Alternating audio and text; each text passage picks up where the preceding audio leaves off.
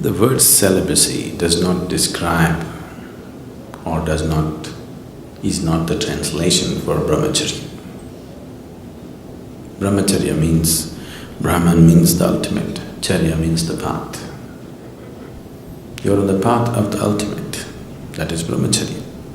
Celibacy is talking only about the physical aspect of holding yourself back from an unnatural urge which is going on in the body and more in the mind. So celibacy is not the right thing to say when we say Brahmacharya. What it means is, you are working to organize your energies in such a way that your joy, your love, everything that you need is within yourself. You have enough experience in life to know that nobody, however dear they may be, is 24 hours reliable. Isn't it so? Yes? Yes or no? Yes. All of you have enough experience in life to know that, isn't it? However dear and wonderful they are, nobody in the world is reliable 24 hours of the time to maintain your love and joy, isn't it so? Yes. Have you realized that, or are you still hoping? So it's out of this wisdom, because if one wants to really know higher dimensions of life, one thing that is necessary is that within you there is a constant sense of peacefulness and joyfulness. If this is not there, then you will go after something. If you don't feel steadily peaceful and joyful, then you will do compulsive activity of trying to be happy. So, a brahmachari is somebody who is trying to organize his energies in such a way that to be peaceful and joyful is all his own. He is not going to lean on anybody for that. Have all the brahmacharis reached there? That's not the point. They're working towards it. They need support, they need atmosphere to make that happen for themselves. It's not a small task that they have taken up. If once a human being's way has become like this, that his peace, his love, his joy is not dependent on anybody, he has the necessary background to spring up to another dimension. If this is not there, he will naturally get entangled in compulsive activity. So Brahmacharya on one level fundamentally means to move from being a compulsive human being to a conscious human being. You may decorate your compulsiveness with all kinds of romance around it, but do you see it's a compulsive behavior? Yes? It is not a conscious behavior.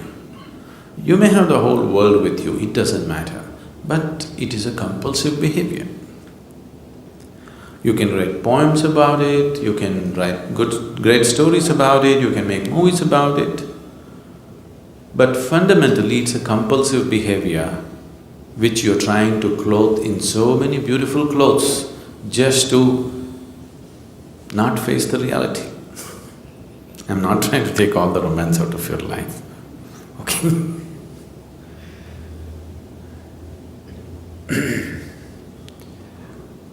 Once someone understands that if I'm involved in compulsive activity, I will never go where I want to go.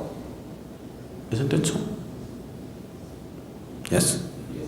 If one is compulsive in his life, there is no question of he having a goal to reach or attaining a certain state or whatever. Compulsiveness means a very deep sense of slavery, isn't it?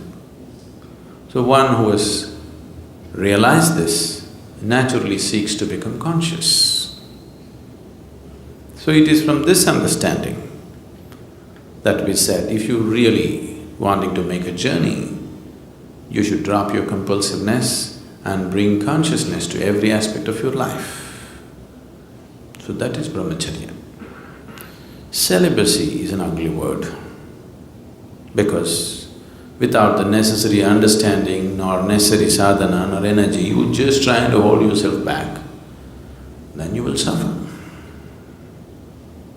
If your energies were organized in such a way that all the time you're high, really high within yourself, you won't lean on anybody for these things, isn't it?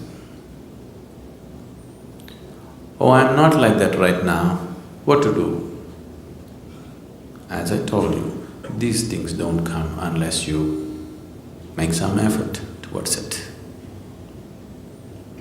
One can go through life with the compulsive patterns without much effort. You can allow the life to carry you on. I know right now the new age philosophy is let it flow. I don't know what they're letting flow anyway. See, being a part of life, being involved with the process of life on the surface is one thing, at the core is another thing. Nature is on two different levels. One aspect of nature knows nothing other than self-preservation and procreation. This is the surface of nature. Your own nature if you take the nature of this body, it knows only self-preservation and procreation. It doesn't know anything else. So if you go by your physical nature, naturally this is all that you will do. Survival and procreation. Eating, sleeping, reproducing, dying. That's all that will happen if you go by the ways of the body. But at the same time, there is another nature within you which is longing to expand. If you give it the whole existence, it'll gobble up and still be hungry. Yes? Do you have that or not? If you feed the whole existence to this one, it'll gobble up everything and still be hungry for more. So there is another dimension of nature within you which wants to expand in an unbounded way. Which one do you give into is subject to who you are. If you give into the physical nature, all you will know is just this. If you give in to the inner nature, which wants to become boundless, then the life is different. So if you have given in, or if you have seen the ways of the inner nature are far beyond the ways of the physical nature, naturally you will choose to create a situation in your life that is conducive for that. It is from this understanding that Brahmacharya or sannyasa became a part of spiritual process. Celibacy is a Western idea that is just to imitate the yogis of the past. All these things have been picked up at random by people. If you are not aware of this, even 6,000 to 8,000 years ago, Indian yogis traveled all over Europe and Arabia. They established many things. Even when the Phoenicians were building things in Arabia, they were setting up their empire. Even then, the Indian architects, the Indian sculptors, the Indian elephants and the Indian yogis went. That's almost 5,000–6,000 years ago. If a team of elephants, laborers, sculptors, architects and yogis have to be there must have been a much longer association before that, isn't it? Suddenly one team won't end up there in those days. So wherever they went, they did create some awareness of what is the significance of their way of life. So people picked this up at random without the necessary understanding. That is how celibacy became a part of other cultures. What came from a very deep understanding, just the surface of it they took. That'll happen everywhere. See the yoga, right now yoga means just twisting your body, just the surface.